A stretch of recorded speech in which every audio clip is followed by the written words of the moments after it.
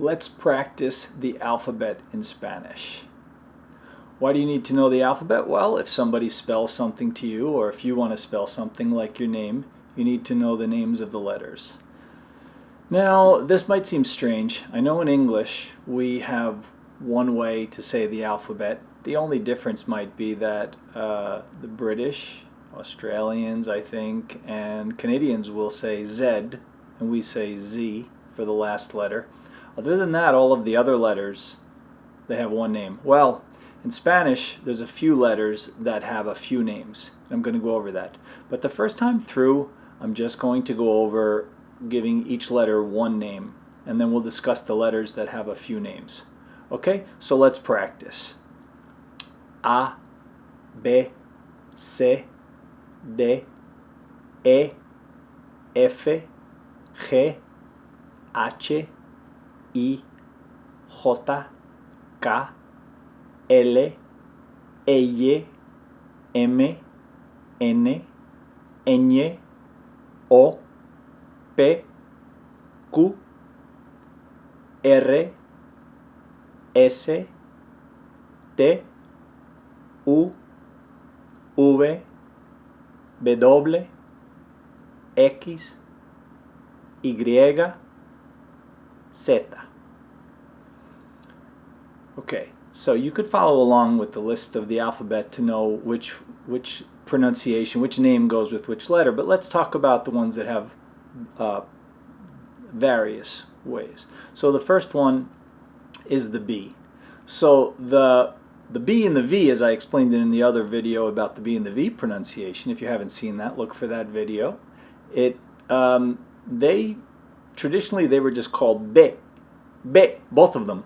So what people did is they would say for a B, the second letter in the alphabet, they would say B de burro, because most people knew how to spell the word burro, and they knew that it was spelled with a B. They would also call it B larga. I've heard different names depending on the country I'm in.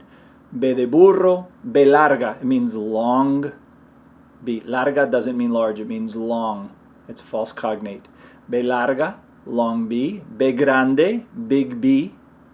Anything where it's big or long, that's going to be the B, or B de burro. And then I'll just jump right to the V then, because the V can be called B de vaca. B as in cow, because everyone who speaks Spanish, or everyone who writes in Spanish, should know how to spell the word cow. Vaca, V-A-C-A, vaca. But that one can also be called B pequeña, little B, little b. B corta, I think I've heard. B pequeña, B corta, and B de vaca.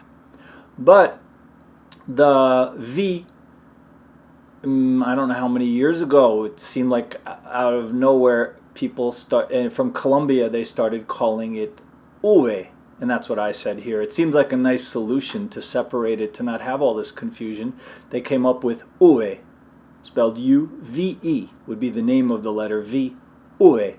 But I never, for decades before, this seems to have come out in the last, I guess, 20 years. Before that, I had never heard it. Never heard it in studying Spanish in college or high school, ever. So it was kind of a new thing. And the first time I heard it was the name of a bank in Colombia called, they would say, Banco BBVA. BBVA. I'm like, what is this? What do they spell? I could tell they were giving initials, BBVA, but I had never heard of the V. I heard the B. BBVA. So they had to come up with a way to name the bank, because they couldn't just say BBVA or B de burro, B de vaca, They couldn't name each one. They had to separate the names out, the names of the letters out. So they say BBVA, and so it's BBVA. BBVA. It's the name of the bank. It's the initials of the bank. Okay, so the next letter is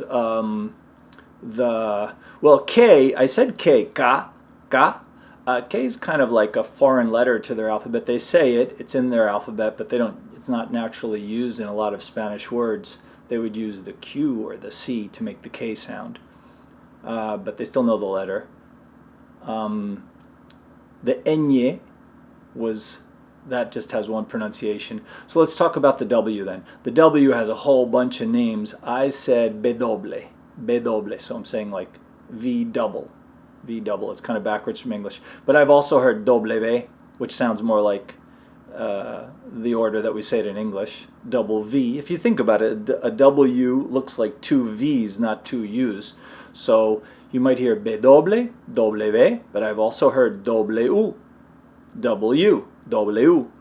I've never heard U doble, U double. I've never heard it that way. So yeah, I've heard those three names for W. B doble, W, and W. Now the Y, I said Y because that's the way I've almost always heard it pronounced. But I do hear other people also just call it. So Y, you're actually saying I, Greek. In other words, Greek I. So they call the Y the Greek I. But I've heard other people call it Y. Just Y, spelled Y-E. Or if you pronounce the Y a little bit stronger, depending on what city or country you're from, they might say Y. Y. So this can get confusing, because if somebody's spelling a word out to you, you might hear J, and you're going to be convinced they're saying J, but they're saying Y.